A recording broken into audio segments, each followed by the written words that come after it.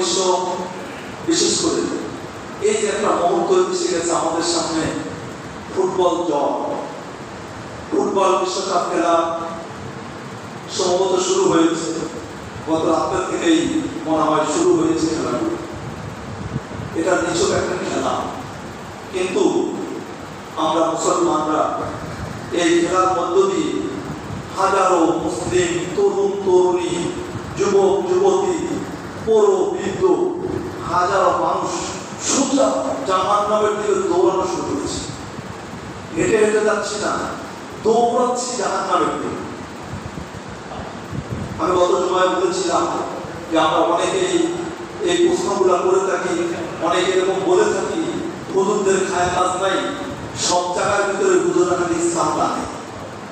আমরা অনেকে মনে করি হুজুরা এটা হয়তো কাজগুলো করেন, কি দরকার আছে, খেলা তো খেলাই, খেলাধুলা চলছে সারা বিশ্বে, সবাই মত হয়েছে, আমরাও এখানে আবার ইসলাম কেন, এখানে আবার ইসলামের প্রয়োজনটা কোথায়, এখানে ইসলাম টানবে কেন হুজুরা? আপনাদেরকে বড় করে বলছি, কথাগুলো বোঝেন, কথাগুলো শুনবেন। আমরা যেহেতু মুসলিম, আমাদের পরিচয় যেহেতু আমরা মুসলমান, এই জন্য আমাদের প্রতিটা কাজের সময় আমার ইসলামকে টানতে হবে। ইসলাম সমর্থন করে কিনা আমার এই কাজটাকে, এটা আমাকে দেখতে হবে। ইসলাম এর সমর্থন আছে কিনা এই বিষয়টা আমাকে ভাবতে হবে। আমি গা বাসিয়ে দিলে, স্রোতের সাথে গা বাসিয়ে দিলে আমার চলবে না। মাতাল বিশ্বের সাথে আমাকে মাতাল হলে চলবে না।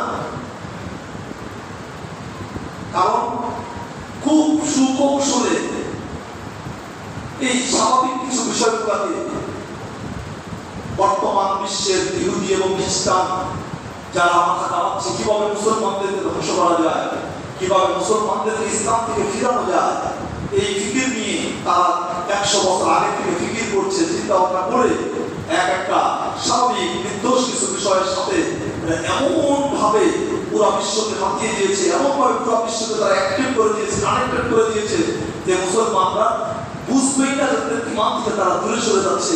মুসলমান বুঝবেই না দেশে ইমান থেকে বের হয়ে যাচ্ছে, তার ইমান চলে যাচ্ছে, যার আখিরাত ধ্বংস হচ্ছে। এই বিষয়গুলো তার মাথায় আসে না, তার মাথায় আনতেই দেওয়া হবে না। এতটা সুকৌশলে মুসলমানদেরকে ইসলাম থেকে দূরে সরাবে, ইমান থেকে দূরে সরাবে, জান্নাত থেকে দূরে সরাবে, তাদেরকে জাহান্নামের পথে নিয়ে যাবে। আমরা বুঝবো না, আমরা বুঝতে চাচ্ছি না। আমরা সরল মনে স্বাভাবিকভাবে আমরা খেলাধুলা খেলাই, আমাদের এলাকায় কত খেলা হয়, আমরা ফুটবল খেলি, ক্রিকেট খেলি, আমাদের দেশের জাতীয় খেলা কত খেলা আছে, খেলাধুলায় আমরা মত হই। সমস্যা কোথায়? সমস্যা খেলার ভিতরে না, সমস্যা খেলার মধ্যে যে খেলা চলছে সেটা নিয়ে সমস্যা। সেটা আমাকে বুঝতে হবে, সেটা আমাকে ভাবতে হবে, সেটাকে আমাকে বেছে নিতে হবে, আমাকে ভাবতে হবে। আমি গত সময় বেশ কয়েকটা উদাহরণ টেনেছিলাম, বলেছিলাম ইসলামের ক্ষেত্রে সামর্থ্য কারোর সাথে সাদৃশ্য রাখার সুযোগ নাই। রাসূল করিম সাল্লাল্লাহু আলাইহি ওয়াসাল্লাম তার ভাষায় বলে দিয়েছিলেন, আল মারউ মা'a মান আহাব্বা, মানুষ পৃথিবীতে যাকে মহব্বত করবে, পৃথিবীতে মানুষ যার সাথে ভালোবাসা রাখবে, যার সাথে মনের টান হবে, যে সম্প্রদায়ের সাথে তার অন্তরস্থলের সম্পর্ক হবে, অন্তরের মহব্বত যেই মানুষটার সাথে হবে, যেই ধর্মের লোকের সাথে হবে, কিয়ামতের ময়দানে তাকে সেই কাতারেই দাঁড় করানো হবে। আপনারা ভাবেন স্বাভাবিক বিষয়টা ভেবে এমনকি আমি বলেছিলাম তর্জমা, এটা আলোচনা হয়েছিল রাসূল করিম সাল্লাল্লাহু আলাইহি ওয়াসাল্লাম আশুরা রোজার ক্ষেত্রে তার তহিদ ভাষায় বলেছেন, খালিফু ফীহুল ইয়াহুদ, তোমরা আশুরা রোজা রাখতে গিয়ে ইহুদিদের সাথে বিরোধিতা করো, তারা যেহেতু একটা রাখে রোজা, তোমরা দুইটা রোজা রাখো। রোজা রাখার ক্ষেত্রেও ইহুদিদের সাথে খ্রিস্টানদের সাথে সাদৃশ্য রাখা যাবে না, ইবাদতের ক্ষেত্রেও তাদের সাথে মিল রাখা যাবে না, কারণ তাদের ইবাদত আর আমাদের ইবাদত এক না। ইসলামকে আল্লাহ তাআলা পূর্ণাঙ্গ ধর্ম করে দুনিয়াতে বিদ্যমানে পাঠিয়েছেন। ইসলামকে আল্লাহ তাআলা একেবারে দ্বীনে কামিল হিসাবে ঘোষণা করে দিয়েছেন, আল ইয়াউমা আকমালতু লাকুম দীনাকুম ওয়া আতমামতু আলাইকুম নি'মাতি ওয়া রাদিতু লাকুমুল ইসলাম দীনা। আল্লাহ সুস্পষ্ট করে দিয়েছেন তোমাদের জন্য ইসলাম ধর্মই একমাত্র আমার পক্ষ থেকে মনোনীত ধর্ম, আমার কাছে গ্রহণযোগ্য ধর্ম, অন্য কোনো ধর্ম গ্রহণযোগ্য না। অতএব তুমি মুসলমান হয়ে তোমাকে আমি ইসলামের উপর জন্ম দিয়েছি, তুমি মুসলমানের ঘরে জন্ম নিয়েছো, এরপরেও যদি তোমার ইবাদতের ক্ষেত্রে, তোমার চালচলনের ক্ষেত্রে ইহুদি এবং খ্রিস্টানের সাথে সাদৃশ্য রাখো, তাদের সাথে যদি তোমার অন্তরের মিল হয়, তাহলে তুমি মুসলমান। মনে রেখো, রাসূলের ভাষায়, তুমি কিয়ামতের ময়দানে, তোমার জন্ম তো মুসলমানের ঘরে, তোমার জন্ম তো হয়েছে মুসলমানের ঘরে, তোমার জন্ম তো হয়েছে মুসলিম পরিবেশে, তুমি বেড়ে উঠেছে মুসলিম পরিবেশে, কিন্তু পরিতাপের বিষয় হবে, আফসোসের বিষয় হবে, কিয়ামতের ময়দানে তোমাকে ইহুদিদের সাথে উঠানো হবে, খ্রিস্টানদের সাথে হাসর নাসর হবে, মুসলিমদের কাতারে তুমি থাকতে পারবে না। তুমি ওই ইহুদি যে জাহান্নামে যাবে, তোমাকে তার সাথে সেই জাহান্নামে পাঠানো হবে। অবস্থাটা একটু ভাবুন, ভয়াবহতা একটু ভাবুন। আপনার নরমাল জিনিসটাকে নরমালাইজ করেন না, এটাকে একদম স্বাভাবিক মনে করেন না, বিষয়টা স্বাভাবিক না।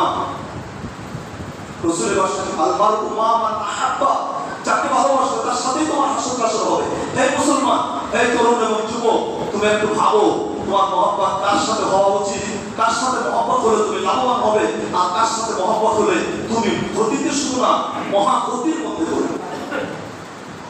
তোমার মহব্বত হতে হবে মুহাম্মদ রাসূল সাল্লাল্লাহু আলাইহি ওয়াসাল্লামের সাথে।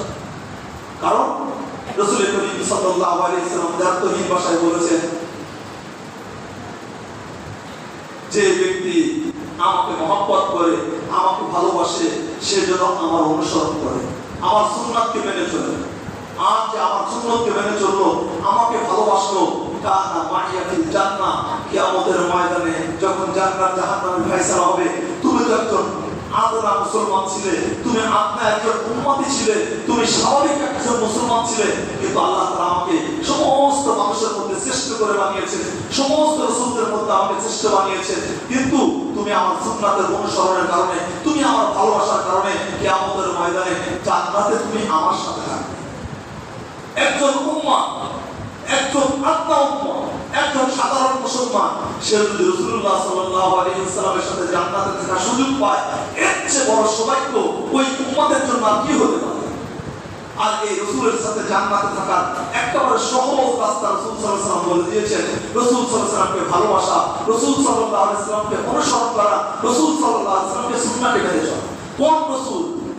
কে সেই রাসূল যেখানে আল্লাহ তাআলার পক্ষ থেকে তার জন্য হাজারো সুযোগ সুবিধা দিয়েছিলেন? আল্লাহ তাআলার পক্ষ থেকে ঘোষণা করা হয়েছে, মুহাম্মদ, আপনার উম্মতের অর্ধেককে আমি বিনা হিসাবে জান্নাতে দেব, আপনি রাজি হয়ে যান।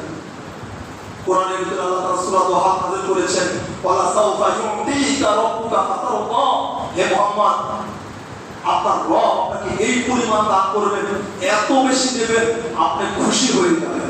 আপনি কি হবে? খুশি হবে। আপনাকে আল্লাহ তাআলা এই পরিমাণ দান করবেন, যে দানের উপর আপনি খুশি হবেন। জিবরাইল আলাইহিস সালাম আয়াত শোনাচ্ছিলেন, যখন ওয়ালা সাউফা ইউতিকা রাব্বুকা ফাতারদা এই আয়াত পর্যন্ত আসলেন, জিবরাইলকে মুহাম্মদ রাসূল সাল্লাল্লাহু আলাইহি ওয়াসাল্লাম থামিয়ে দিলেন, ভাই জিবরাইল একটু থামো। আল্লাহ তাআলা কি বলেছেন? আল্লাহ তাআলা বলেছেন, তোমার রব তোমাকে এই পরিমাণ দেবে, যেই পরিমাণ নিয়ামত, যেই পরিমাণ জিনিস পাওয়ার পরে তুমি খুশি হবে।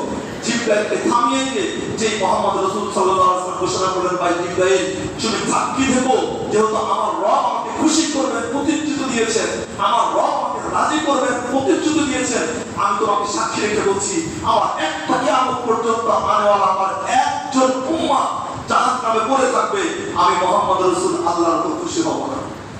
আপনি ভাবেন মুহাম্মদ রাসূল কে? কার সাথে ভালোবাসা আপনার থাকা উচিত ছিল? কার সাথে ভালোবাসা থাকলে লাভটা কি হবে? মুহাম্মদ রাসূল থামিয়ে দিচ্ছেন জিবরাইলকে, বলছেন, আমার একজন উম্মত কিয়ামত পর্যন্ত আনেওয়ালা একজন উম্মত জাহান্নামে পড়ে থাকবে, আমি আল্লাহর এই নিয়ামত রাশির উপর খুশি হব না। যখন সর্বশেষ জাহান্নামী ব্যক্তিটা, আমার উম্মতের সর্বশেষ জাহান্নামীটাকে যখন আমি জাহান্নাম থেকে মুক্ত করাতে পারবো, জান্নাতি বানাতে পারবো, তখন আমি আল্লাহর উপরে খুশি হব। আর আল্লাহ তো আমাকে প্রতিশ্রুতি দিয়েছেন, আমি খুশি না হওয়া পর্যন্ত আল্লাহ আমাকে দেবেন। তাহলে আল্লাহর প্রতিশ্রুতি অনুযায়ী যে রাসূল সাল্লাল্লাহু আলাইহি ওয়াসাল্লাম আমার মতো আপনার মতো নগণ্য একজন মানুষকে বলেন নাই, কোন মুহূর্তেই বলেন নাই, দোয়ার সময় বলেন নাই, আরাফার ময়দানে বলেন নাই, যে সারা জীবন যিনি আমাকে না দেখে, আমাকে না চিনে, আমার ব্যাপারে কিয়ামত পর্যন্ত না পাবে, সমস্ত উম্মতের জিম্মাদার হলেন, যিনি সমস্ত উম্মতের পক্ষে এতটা লড়ে গেলেন, সেই রাসূল সাল্লাল্লাহু আলাইহি ওয়াসাল্লামের মহব্বত আমার অন্তরে নাই। আমার মহব্বত ওই মেসি, আমার মহব্বত ওই কি বলে নেইমার, আমার মহব্বত ওই ইহুদি এবং খ্রিস্টান যে খেলোয়াড়গুলো আছে, তারা। মেসি আপনাকে চেনে?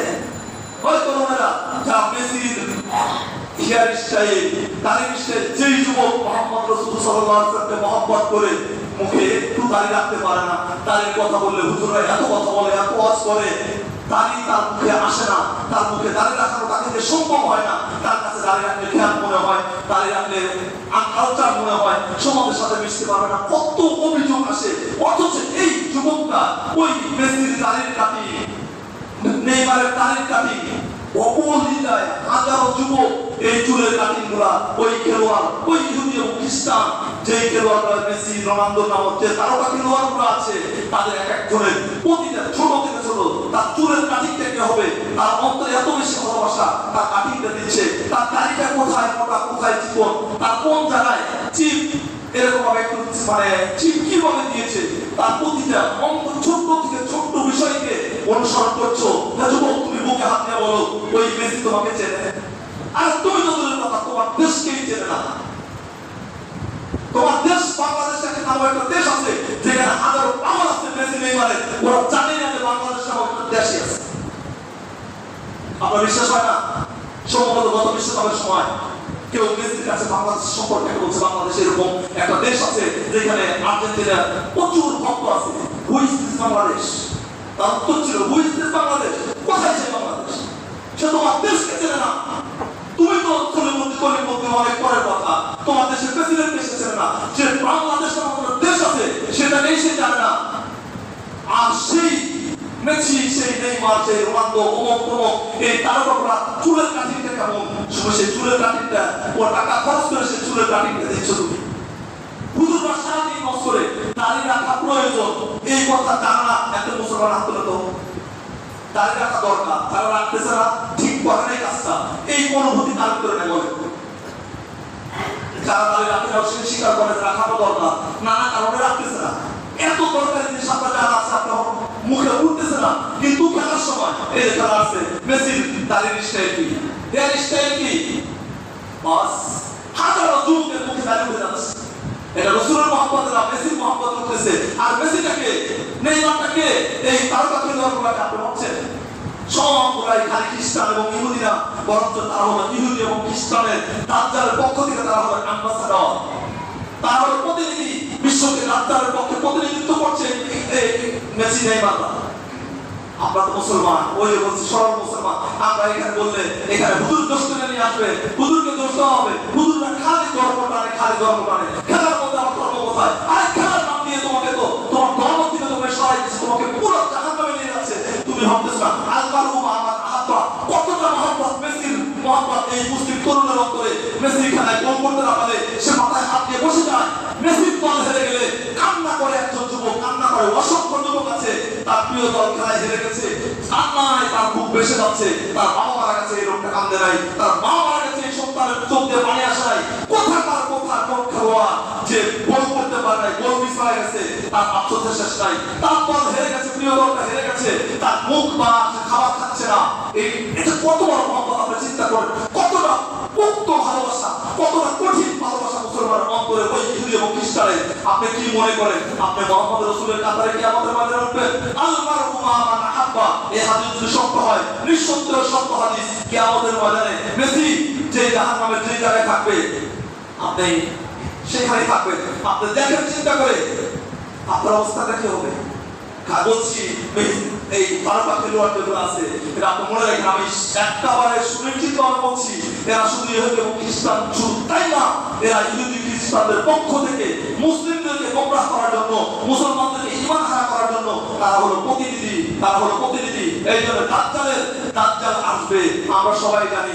দাজ্জালের হাতে এক হাতে জান্নাত থাকবে, এক হাতে জাহান্নাম থাকবে। জান্নাতের যে জান্নাতের নামে যেটা থাকবে, নিয়ামতে ভর্তি থাকবে।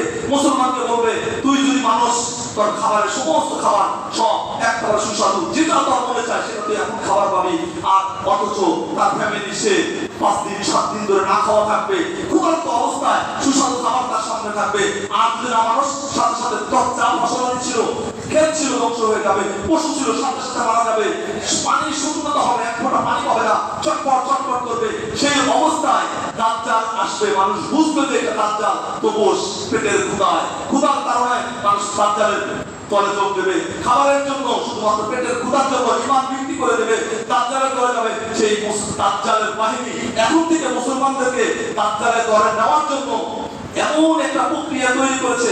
আজকে আমি মসজিদের মিম্বারে বসে বলছি, আপনারা অবশ্যই সাক্ষী দেবেন, এত ওয়াজ করার পরে, এত কথা বলার পরেও মেসির ভক্ত ফিরে আসবে আপনার মনে হইতেছে? যত কথাই বলবে, হুজুররা হুজুরদের কথা বলবে, আমাকে জাহান্নামের দিকে দৌড়াতেই হবে, দাজ্জালের দলের সাথে আমি হব। দৌড়াচ্ছে যুবক, দৌড়াচ্ছে বৃদ্ধ, খেলার নাম দিয়ে। এটা শুধু খেলা না, আপনাকে জাহান্নামে যাওয়ার পুরো বন্দী, আপনার হাজার হাজার টাকা নষ্ট করবে, আপনার রাত্রের ঘুম নষ্ট করবে, আপনার সকালের অফিস নষ্ট করবে।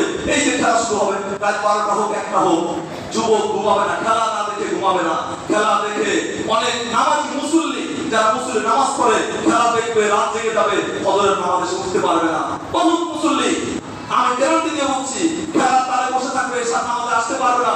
অথচ এই ছেলেটা ছিল মুসল্লি, এই ছেলেটা ছিল নামাজি। বেনামাজের কথা বাধাই দিলাম, নামাজি ছেলেটাও খেলার তালে পড়ে নামাজ নষ্ট করে দেবে, খেলার তালে পড়ে সকালে ঘুম থেকে উঠতে পারবে না, সারা রাত থাকবে, দিনে পড়াশোনা হবে না। ছাত্র যদি হয় তার পড়াশোনা উঠে যাবে, সারা রাত থেকে সকালে তো 10টা পর্যন্ত ঘুমাবে, পড়বে কখন?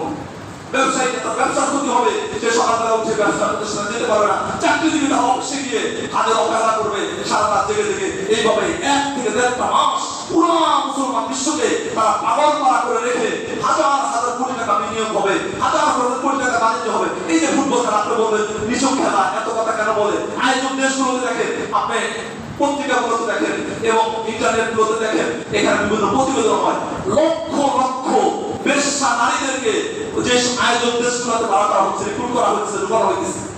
কেন? জেনা ব্যবসায়ের জন্য।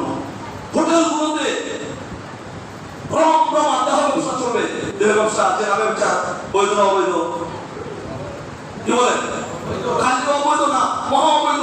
সে অবৈধ কাজের ছায়া হয়ে যাবে একটা ব্যাপক হারে। নেশাগ্রস্ত, মদ্যপান, নেশা, হাজার হাজার নেশা পণ্য একটা প্রতিটা হোটেলে, রবিতে সর্বত্র ছয়লাভ হয়ে যাবে। ইসলাম বিদ্বেষী যত কাজ আছে, এই কাজগুলা এই ফুটবল বিশ্বকে সামনে রেখে এত বড় জোয়ার বসবে, মানে পাপের পাপাচারের একটা ঘূর্ণিঝড় হয়ে যাবে এই আয়োজন দেশগুলো। শুধু আয়োজন দেশগুলো না, আমাদের মতো নিম্ন আয়ের এই দেশগুলোতেও খেলা চলবে। সেই কোথায় ইউরোপ আমেরিকায় খেলবে, কোথায় সে আর্জেন্টিনা ব্রাজিল। আমার দেশের ছেলেরা জুয়া খেলবে। আজকে আর্জেন্টিনা জিতবে, বাজি ধরো 5,000, বাজি ধরো 10,000। আজকে ব্রাজিল জিতবে, বাজি হবে হাজার হাজার লক্ষ লক্ষ টাকা। এইখানে এই খেলার পিছনে আমার এই দেশে বসে, আমার এই দেশে থেকে হাজার হাজার কোটি টাকা নষ্ট হবে, বিনষ্ট হবে। ক্যাসিনো, জুয়া, এগুলো চলবে ইতিহাসভাবে। এই ভুলাই সব এই খেলার আড়ালে, খেলার মোড়কে সারা বিশ্ব থেকে ওই কর্পোরেট দুনিয়া, ওই বিশ্ব ইহুদি এবং খ্রিস্টানরা সারা বিশ্বের মুসলমানদের কাছ থেকে, সারা বিশ্ব থেকে একটাবার টাকা টেনে টেনে হাজার হাজার বিলিয়ন বিলিয়ন কোটি টাকা তারা টেনে নেবে খেলার নাম দিয়ে। এবং সবচেয়ে বড় কথা, আর্থিক ক্ষতি হলে তো মুসলমানদেরকে ঈমান হারা করবে, মুসলমানদেরকে দাজ্জালের সহযোগী বানাবে। তারা এমন ভাবে পথ তৈরি করছে, সামনের মুসলমান বুঝবে যে এটা দাজ্জাল, কিন্তু এমন কিছু মজার জিনিস দেবে যে মজার জিনিস মুসলমান ছাড়তে পারবে না, দাজ্জালের ঘরে শরীক হয়ে যাবে।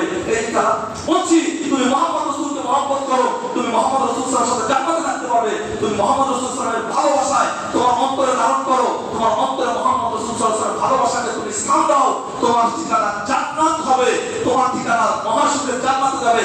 আর তার বিপরীতে তুমি মুহাম্মদ রাসূল সাল্লাল্লাহু আলাইহি ওয়াসাল্লামের ভালোবাসায় তোমার মুখে দাড়ি ওঠে না, মুহাম্মদ রাসূল সাল্লাল্লাহু আলাইহি ওয়াসাল্লামের ভালোবাসায় তোমার গায়ে পাঞ্জাবি ওঠে না, জুব্বা ওঠে না, ইসলামী লেবাস টুপি ওঠে না। কিন্তু সেই ইহুদি এবং খ্রিস্টান শুধু না, ইহুদি এবং খ্রিস্টানদের যারা প্রতিনিধিত্ব করে, যারা বিশ্বের ইহুদি এবং খ্রিস্টানদেরকে বিশেষ করে দাজ্জালকে যারা প্রমোট করে, তাদের চার্চি তুমি 400, 500, 1000 টাকা দিয়ে তুমি তাদের চার্চি গায়ে দেবে। তাদের নামে পতাকা হাজার হাজার গজ, হাজার হাজার টাকা ব্যয় করে বাড়ির উপরে পতাকা উড়াবে, যেটা রাষ্ট্রীয় আইনে পতাকা উড়ানোর রাষ্ট্রীয় একটা আইন আছে, সেই আইনেরও কোনো তোয়াক্কা করা হয় না। একেবারে সুস্পষ্ট ভাবে পতাকা যদি অন্য কোনো দেশের পতাকা উঠাতে চায়, 1 নম্বর আইন হলো তার উপরে বাংলাদেশের পতাকা থাকতে হবে। নাম্বার 1, অন্য কোনো দেশের পতাকা উঠালে তার উপরে বাংলাদেশি পতাকা থাকতে হবে। 1, 2 নম্বর, অন্য দেশের পতাকা যতটুকু হবে, বাংলাদেশের পতাকা তার চেয়ে কিছুটা হলেও বড় হতে হবে। বলেন কয়েকটা পতাকার সাথে বাংলাদেশের পতাকা আছে? কোন টাকা দেয়। এবং আর্জেন্টিনা ব্রাজিলের পতাকা 20 হাত 30 হাত, বাংলাদেশের একটা 8 ফুট 1 ফুট একটা পতাকা তুলে দিচ্ছে, আর 10 হাত 20 হাত 100 হাত 200 হাত ব্রাজিল আর্জেন্টিনার পতাকা। এটা হলো সম্পদের অপচয়, তো অবশ্যই গুনাহ করে। দ্বিতীয়ত হলো রাষ্ট্রীয় আইনকে অবমাননা করছে। একটা পতাকা এটা যা তা কিছু না, একটা পতাকা এটা বিশাল কিছু একটা দেশের জন্য, একটা পতাকা একটা মানচিত্র, এটা একটা দেশের মূল। সেই দেশের পতাকাকে অবদমিত করা হইতেছে, অপমান করা হচ্ছে। আমার দেশের পতাকার চেয়ে অন্যান্য দেশের পতাকা দিয়ে ভর্তি, ছায়া হয়ে যাচ্ছে সারা বিশ্বের আনাচে কানাচে পতাকা দিয়ে, যেখানে আমার দেশের পতাকা স্থান নাই, যেখানে ওই অন্য দেশের পতাকা। কতটা হিম্মত মানুষ আমরা, কতটা দেশদ্রোহী, কতটা রং চিন্তার মাথা পাগল, মাথা মোটা মানুষ আমরা। আমার দেশে আমরা অপমান করতে আমরা সামান্য দ্বিধাবোধ করি না। আমার ভালোবাসার দল আর্জেন্টিনা ব্রাজিল অমুক তমুক, তাদের পতাকা উড়াচ্ছি। আমি যে দেশে জন্ম নিলাম, আমি যে দেশে বেড়ে উঠলাম, যেটা আমার জন্মভূমি, যেখানে আমি জন্ম হয়েছি, যেখানে আমি বেড়ে উঠছি, আমার দেশের পতাকা কোনো মূল্য আমার কাছে নাই। আর যুবকের কাছে ইমানের মূল্য নাই, দেশের কি মূল্য থাকবে? যে নিজের ইমান বিলিয়ে দিচ্ছে, যেখানে মেসি নেইমারের ভালোবাসা নিশ্চিত 100% নিশ্চিত। আপনি মনে রাখেন, মেসি এবং নেইমারের যে ভালোবাসা আপনি অন্তরে ধারণ করছেন, যদি মুহাম্মদ রাসূল সাল্লাল্লাহু আলাইহি ওয়াসাল্লামের ভালোবাসা সেই পরিমাণে আপনার অন্তরে ধারণ করতেন, আপনি মেসির খেলা দেখে মেসির ব্যর্থতায় আপনি কেঁদে ওঠেন, মেসির ব্যর্থতায় আপনার মন পিছিয়ে যায়, মেসির দলের ব্যর্থতায় আপনি কাঁদেন, আপনি বিমর্ষ থাকেন। যদি মুহাম্মদ রাসূল সাল্লাল্লাহু আলাইহি ওয়াসাল্লামের এই পরিমাণ ভালোবাসা আপনার অন্তরে থাকতো, আপনি নিশ্চিত জান্নাতি, আপনি মরার আগে জান্নাতের সার্টিফিকেট পাইতেন, আপনি মরার নিশ্চিতভাবে রাসূল সাল্লাল্লাহু আলাইহি ওয়াসাল্লামের সাথে জান্নাতে থাকতে পারবেন, আপনি এমন মানুষ হতেন। কিন্তু সে মুহাম্মদ রাসূলকে আমার উম্মত চেনে না, এই যুবকরা মুহাম্মদ রাসূলের সুন্নাত কি জানে না, এই মানে এই আমার মুসলমান উম্মত, মুসলমান তরুণেরা, যুবকেরা মুহাম্মদ রাসূল সাল্লাল্লাহু আলাইহি ওয়াসাল্লাম তরিকা কি জানে না, মুহাম্মদ রাসূল সাল্লাল্লাহু আলাইহি ওয়াসাল্লাম কে ছিলেন, তার জীবনী কি, তার জন্ম কোথায়, হাজারো তরুণ আছে এই কথাটাই জানে না। কিন্তু মেসি কোন জায়গা থেকে খেলা শুরু করছে, কয় বয়স থেকে কয় বছর থেকে খেলছে, কোন ক্লাবে খেলেন, কতটা গোল করেছেন, কতটা পেনাল্টি নিয়েছেন, যুবকদের মুখস্থ। ইনশাআল্লাহ মেসি সম্পর্কে এত বেশি পড়াশোনা, নেইমার সম্পর্কে, তারকা খেলোয়াড়দের সম্পর্কে, তার প্রিয় খেলোয়াড়দের সম্পর্কে সে এতটা সময় ব্যয় করেছে, সব পুঙ্খানুপুঙ্খানু বলতে পারে কোথায় কবে থেকে খেলা শুরু করেছে, কোন খেলায় কয়টা গোল দিয়েছে, কোন খেলায় কয় মিনিট খেলছে, একেবারে সব যুবকের মুখস্থ আছে। কিন্তু মুহাম্মদ রাসূল সাল্লাল্লাহু আলাইহি ওয়াসাল্লাম যে রাসূল প্রতিশ্রুতি দিয়েছেন, আমার একজন উম্মত জাহান্নামে থাকতে আমি আল্লাহর উপর রাজি হব না, আমি খুশি হব না, আমি চাই আমার প্রতিটা উম্মত জাহান্নাম থেকে বেঁচে জান্নাতে যাক। এই মুসলমান যুবক সেই রাসূলের কিছুই জানে না, তার জীবনী জানে না, তার নাম পর্যন্ত জানে না, তার জন্ম কোথায় জানে না, কিছু জানে না। কিন্তু কোথাকার নেইমার মেসি সব জানা আছে। ওরা কপাল উম্মত, মনে রেখে আপনি এইভাবেই আমাদেরকে দাজ্জালের বাহিনীতে আমাদেরকে সম্পৃক্ত করা হচ্ছে, দাজ্জালের বাহিনীতে আমাদেরকে যুক্ত করা হচ্ছে। আমরা বুঝে না বুঝে, জেনে না জেনে আমরা সেই বাহিনীতে যোগ দিচ্ছি, আমরা অটোমেটিকলি চলে যাচ্ছি। ওই খ্রিস্টানরা দাজ্জাল আগমন করবে, দাজ্জাল আসবে, পৃথিবীবাসীকে গোমরাহ করবে, এই জন্য তারা যাবতীয় প্রস্তুতি সেরে নিচ্ছে, সমস্ত প্রস্তুতি তারা করতেছে। কিন্তু মুসলমানরা তো ইমাম মাহদী অপেক্ষায় থাকবে, ইমাম মাহদী পৃথিবীতে আসবে, ইমাম মাহদী দাজ্জালের সাথে যুদ্ধ করবে, ঈসা আলাইহিস সালাম পৃথিবীতে আসবে, সারা বিশ্ব মুসলমানদের পরপরে আসবে। এটাই বাস্তবতা, এটাই 100%। ইহুদি এবং খ্রিস্টানরা যত চেষ্টা চালায় এটাকে ব্যর্থ করতে পারবে না। কিন্তু যেটা বলার উদ্দেশ্য, ইহুদি এবং খ্রিস্টানরা তো তাদের প্রস্তুতি, তাদের বাহিনীকে প্রস্তুত করতেছে, সারা বিশ্বকে মুসলমানকে কিভাবে দাজ্জালের অনুগামী করা যায়, দাজ্জালের এরকম ভাবে বাহিনীতে যোগ দেওয়া যায়, সে পরিকল্পনা তারা খেলার নামে নানান ভাবে এরকম ভাবে তাদেরকে ভুলিয়ে রেখে তাদেরকে দাজ্জালের বাহিনীতে অন্তর্ভুক্ত করার সমস্ত আয়োজন সম্পন্ন করেছে। আমরা মুসলমানরা একটা মুহূর্তের জন্য থমকে যাচ্ছি না, চিন্তা করছি না এর মধ্যে দিয়ে আমার ইসলাম ঠিক থাকছে কিনা, এর মধ্যে দিয়ে আপনি জাহান্নামের দিকে দৌড়াচ্ছি কিনা, এই চিন্তা করার সময় মুসলমান পাচ্ছে না, যুবকে পাচ্ছে না, তরুণে পাচ্ছে না। এই জন্য আমি করজোর করে হাত ধরে পায়ে ধরে অনুরোধ করবো, খেলা এত পাগল হওয়া যাবে না। খেলা সামান্য, এটা যদি খেলা আঙ্গিকে খেলা রাখেন, এত ভক্ত হয়ে না যে ভক্তের কারণে আপনার অন্তরে এত বেশি মহব্বত, ওই কারো তাদের এত বেশি মহব্বত যে আপনাকে ইসলাম থেকে খারিজ করে তার মহব্বতের কারণে আপনাকে জাহান্নামে তার সাথে তার করানো যদি হয়, আপনাকে যদি কিয়ামতের ময়দানে ওই যে আপনাকে জীবনে চেনে না, আপনি তার সাথে জীবনে কোনো হাত মিলানোর সুযোগটা পর্যন্ত পাবেন না। ওরা কপাল আমাদের মেসির সাথে কোনো হাত মিলানোর সুযোগ কোনো বাংলাদেশে হয়েছে? পারবে না, কোনদিন পাবে না। তা না দেখে যে আপনাকে চেনে না, আপনাকে জানে না, আপনার দেশ থেকে পর্যন্ত যে জানে না, এইরকম লোকের মহব্বতে আপনি ঈমান হারা হচ্ছেন, আপনার জান্নাতকে বিক্রি করে দিচ্ছেন, আপনার জাহান্নামের অধিবাসী হচ্ছেন। এখন যদি না ফেলে বুঝ, এখন যদি মাথায় না আসে, কিছু করার নাই, সোজা জাহান্নামে যেতে হবে। এই জন্য আমি ভাইদের অনুরোধ করবো, খেলাকে খেলার মধ্যে রাখেন। এত বেশি মহব্বত, এত বেশি ইমোশন এখানে যুক্ত করে না। এখানে টাকা নষ্ট করে পতাকা বানানো, টাকা নষ্ট করে জার্সি বানানো, টাকা নষ্ট করে হেয়ার স্টাইলকে পরিবর্তন করা, টাকা নষ্ট করে নিজের দাড়ি এবং নিজের মুখকে শরীরকে টাটু বানিয়ে বিভিন্ন ভাবে আপনি তাদের সাথে সম্পৃক্ত হয়ে নিজেকে জাহান্নামী করবেন না। দোহাই লাগে, অনুরোধ লাগে, যুবক যারা আছে তাদেরকে অনুরোধ করছি, যুবক যারা আছে তাদেরকে অনুরোধ করছি, যারা মুরব্বীদের মধ্যে খেলা পাগল আছেন তাদেরকে একটু আমার বিনোদ অনুরোধ থাকবে, আপনার সন্তানদেরকে, অনেক মুরব্বী আছে, ছোট্ট বাচ্চা, ও কিছু বলতে ওকে দাঁত ছেড়ে দিচ্ছে, ওর হাতে পতাকা তুলে দিচ্ছে, ওর হাতে ব্যাসলেট লাগাই দিচ্ছে। এই সন্তানকে আপনি নষ্ট করতেছে। এই সন্তানটা বড় হলে তো আপনাকে সে ওগুলো ভক্ত হবে, আর পাগল হবে। এখন তো বোঝে না, এখন থেকে আপনি শুরু করছেন, ভবিষ্যৎ কি হবে। এই জন্য আপনার সন্তানকে বাঁচান, আপনার পরিবারকে আপনি বাঁচান এবং নিজেও এগুলো থেকে বেঁচে থাকেন, এটা বিনোদ অনুরোধ থাকবে। এই জন্য এই বিষয়টা, এই খেলাধুলা কেন্দ্রিক আমরা অতিরঞ্জিত কোনো বাড়াবাড়িতে আমরা যাবো না, চার্চির পিছনে করবো না, হেয়ার স্টাইলের পিছনে যাবো না। আমি যদি হেয়ার স্টাইল করে সেটা করবো রাসূল সাল্লাল্লাহু আলাইহি ওয়াসাল্লামের, আমি যদি মুখে দাঁড়িয়ে রাখতে চাই মুহাম্মদ রাসূল সাল্লাল্লাহু আলাইহি ওয়াসাল্লাম তরিকায় রাখবো। আমি যদি পোশাক জার্সি পড়তেই চাই, সেটা মুহাম্মদ রাসূল সাল্লাল্লাহু আলাইহি ওয়াসাল্লাম কোন জার্সিকে সাপোর্ট করেছে সেই জার্সি করবো। এটা আমার দুনিয়ার কল্যাণ হবে, আখিরাতের কল্যাণ হবে। রাজি আছেন ইনশাআল্লাহ?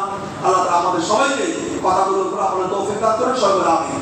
এটা মসজিদে টাকাটা তুলেন। আর একটা এলান শোনেন, মাদক সারা দেশে মাদকের ছয়লা হচ্ছে, মাদকের ছয়লা হচ্ছে। এই এলাকার কিছু যুবক নামাজের আগে আমাকে বলছে, সুন্দর একটা প্রশংসনীয় উদ্যোগ নিয়েছে, মাদকের বিরুদ্ধে সচেতনতা স্বরূপ আজকে একটা মিছিল হবে। এই জুমার নামাজের পর এখানে এই আমাদের এই বাজার থেকে সাতটার দিকে একটা মিছিল যাবে যুবকদের উদ্যোগে, যাতে মাদক আমাদের সন্তানরা সর্বত্র ঘরে ঘরে, অনেকে জানেই না সন্তান মাদকাসক্ত হয়ে যাচ্ছে, মাদকের কারণে একটা পরিবার ধ্বংস হয়ে যাচ্ছে, একটা সমাজ ধ্বংস হচ্ছে।